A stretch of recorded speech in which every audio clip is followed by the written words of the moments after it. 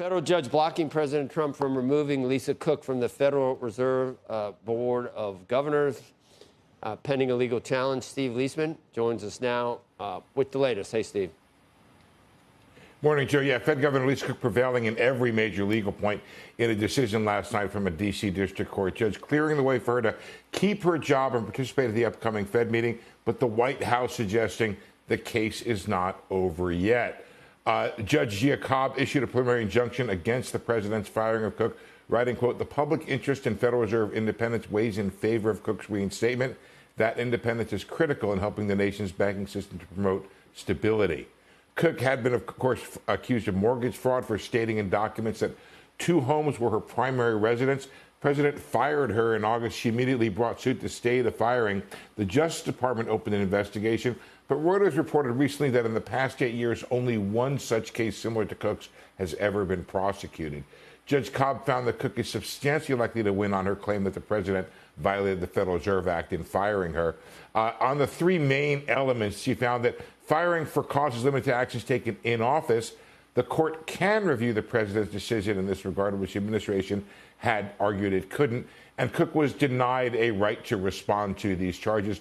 The judge several times relied on a recent Supreme Court comment that the Fed was different from other agencies. The White House spokesperson in a statement saying, "This ruling will not be the last say on the matter, and the Trump administration will continue to work to restore accountability and confidence in the Fed." Remains to be seen if the administration can be successful in getting an appeals court to overturn Cobb's ruling before this meeting next week, or if it even tries, the case could be headed to the Supreme Court. If the Supreme Court affirms this decision, it would for the first time create precedent around the Fed's independence and the ability or lack thereof of the president to fire a Fed governor, Joe.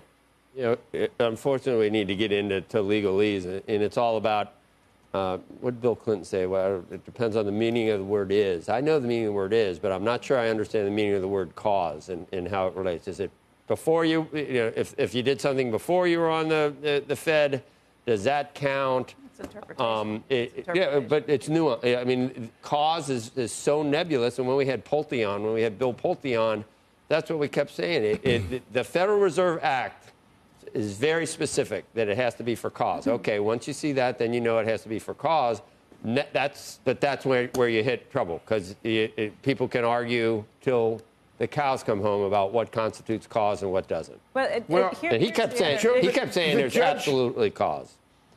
The judge was not. The judge was completely clear about, in this case, her definition of cause.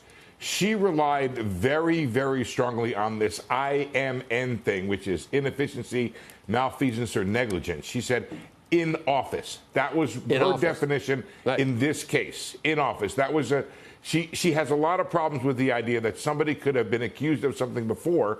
Let's say, for example, it was publicly known that Cook had this problem. And even, let's say, she had been prosecuted for it before. She has a big problem, or she seems to have a concern, that a future president could come forward and say, because of that thing we already knew about, we're going to fire you now.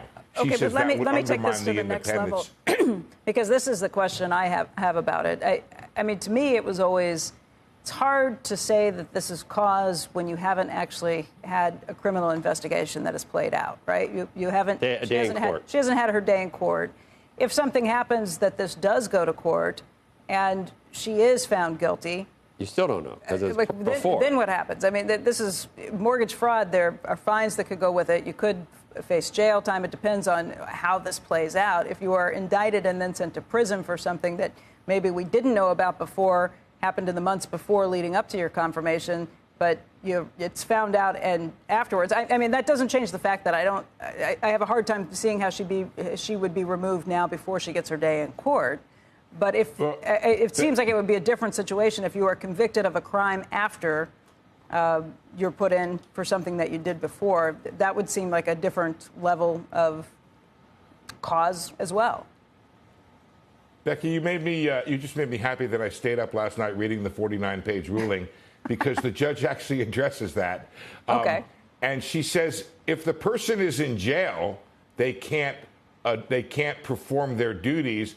and then this inefficiency, negligence, and malfeasance would kick in. I don't know that she addresses specifically. I'd have to go back and look this issue of if she's actually accused and prosecuted for this. That's why I added that line in there, having read that Reuters report that went back and looked at the last 8 years and found there were like 30 cases brought for something constituting mortgage fraud, but all of them had to do with other issues that were out there. Only one looked at all like Cook's case. Only one case prosecuted in the last 8 years. So it seems unusual. The reason is because it's tough, apparently, to show any intent or ability to achieve any gain out of it. So I think it's worth thinking about what would happen if Justice Department goes ahead and she is prosecuted and convicted, what that means. But she did point out that if she's in jail, she obviously couldn't do her job. Yeah. I don't know how far back people would like to go on someone's past. I don't know if you would. We don't want, neither one of us want anyone looking too closely, do we, Steve? I'm not sure. But we're not on the Fed.